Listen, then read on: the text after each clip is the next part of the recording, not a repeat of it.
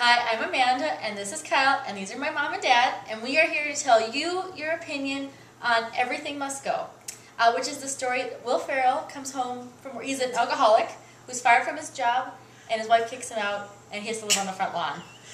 What? Your father's making a face. Okay, so the hilarity that's happening here is not really happening in this movie. Yeah. It's not as funny as you think it would be. No. So it has Will Ferrell and what's that little boy's name?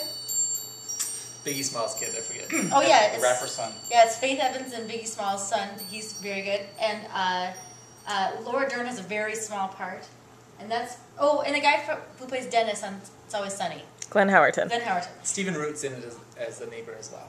Oh yeah, and then that's it. Like there's really nobody else in the movie. I can't think of the neighbor's name, but she has been in other things too. She does a nice job, the pregnant neighbor. Oh yeah, I forgot. Oh man, she's important. Okay, well anyways, Mom, let's talk about what you liked and didn't like. I like the fact that it was about beginnings and endings and beginnings.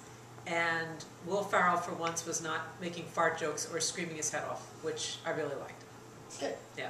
Didn't like? No, in terms of what I didn't like, maybe just the pace of the movie felt a little slow to me.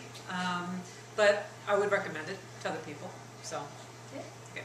I guess similar to Rob and I like that Will Ferrell wasn't his typical self, and I think going forward, unless he wishes to be thrown on into the dustbin of mediocrity, I think he should continue his career as a more dramatic type actor, because I think he'd play sort of an everyman fairly well, without resorting to his sort of facial expressions. I think people can relate to him that way, and I think because of the fact that he didn't do that, you take him a little more seriously, which is doesn't happen as much as it used to. Other things I liked about the kid was really good, and that there was even though it was sort of a sad movie, you never really felt that it wasn't going anywhere. You thought there was still hope for redemption for him, and he proved that at the end. Stuff I didn't like, there was a few storylines that I thought were sort of introduced and then abruptly cut off without going anywhere. But I suppose that could also be something you liked about, is that it kept focus too without introducing too many different things. And I would recommend it as well. Other than that, I can't think of many other things I did not like. Dad? Well, I think I think it's a great vehicle for Will Ferrell to emerge as a serious actor, and this is the second example. The other one being Stranger Than Fiction, which he was also excellent in. So it's a very similar kind of part. But I think people should take him seriously as a very good actor, and this is a great example of that.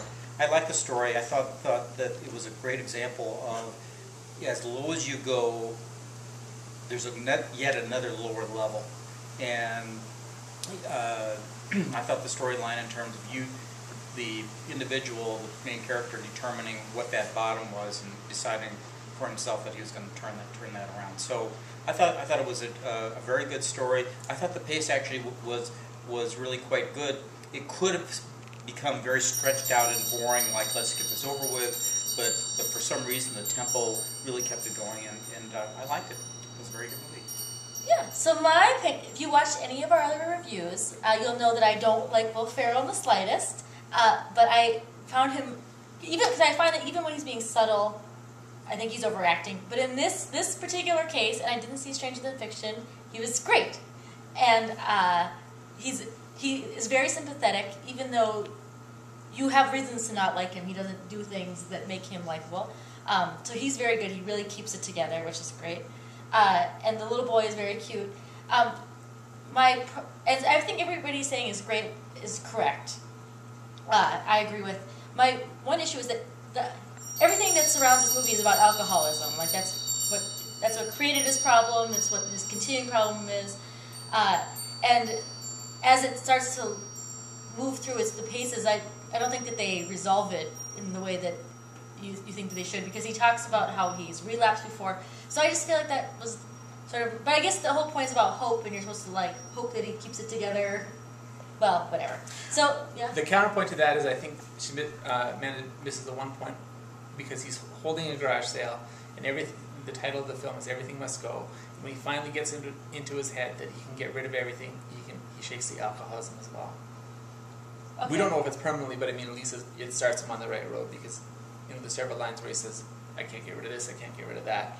Just like you can't get rid of it, and that sort of takes the place of the alcohol. What And deep then- thoughts you have on this. well, That's right. You gotta pay attention all the time. Oh no. And so when he finally gets rid of the stuff, then the booze goes too. Oh, I like that. Okay, good. And the other thing that I wondered about is whether I could fit my entire life on the front lawn, on my front lawn.